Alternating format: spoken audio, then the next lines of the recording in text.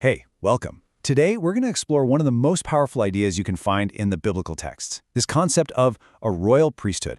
Honestly, it's a statement that can completely change how we think about our purpose and power.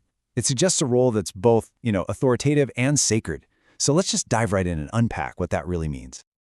Our whole conversation really kicks off with this one line from the book of Revelation. It's so bold, so definite, and it immediately makes you ask a pretty huge question. What in the world does it mean for us to reign on the earth? Right? Is this talking about, political power, some kind of future kingdom, or is it something else entirely? That's the big mystery we're going to unravel by looking at what the source material actually says. Okay, so first things first.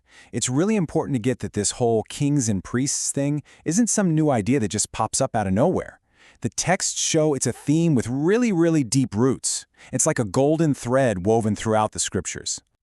You can actually see this idea surfacing again and again. It starts way back in Exodus with the promise to Israel to be a kingdom of priests. Then it echoes through the prophets like Isaiah and Daniel, and it gets spelled out even more clearly in the New Testament by Peter. This pattern, it tells you this is a really foundational concept, not just some throwaway line. So the big question is, how does someone get this identity?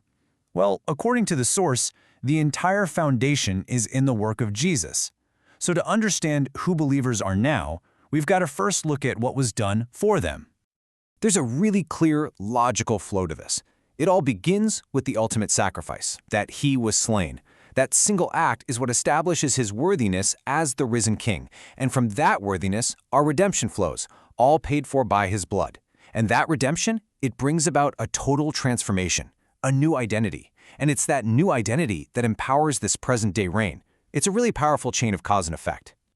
So let's break this dual identity down, piece by piece. First up, kings. This is the royal part of the royal priesthood. But what does it actually mean to be a king in this sense? And let's be super clear here, this has nothing to do with worldly crowns or thrones. The kingly role is all about a spiritual reality. It's about walking in the authority and victory that Christ already won.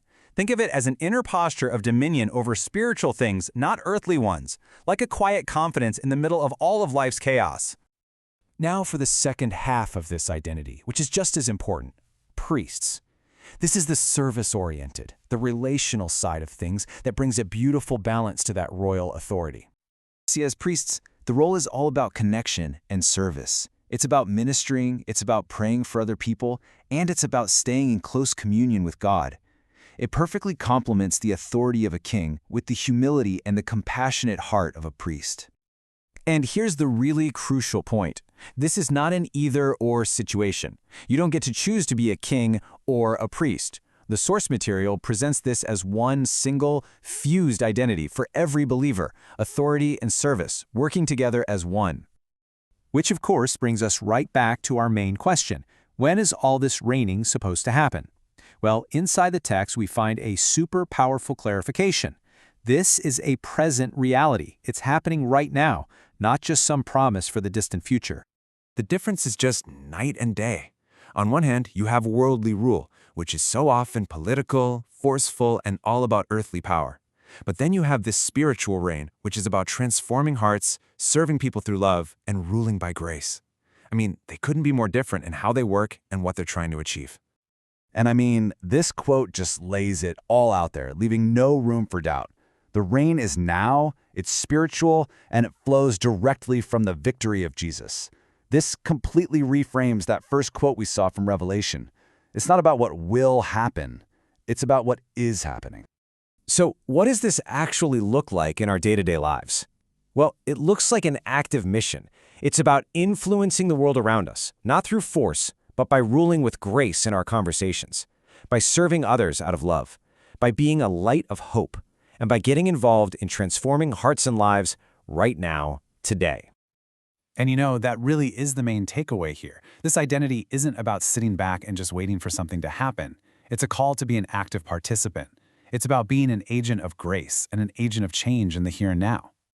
So we're left with this final thought. If this reign is active and it's happening right now, what does it really mean for you to be a living testimony of that kingdom today? That's a powerful question to chew on.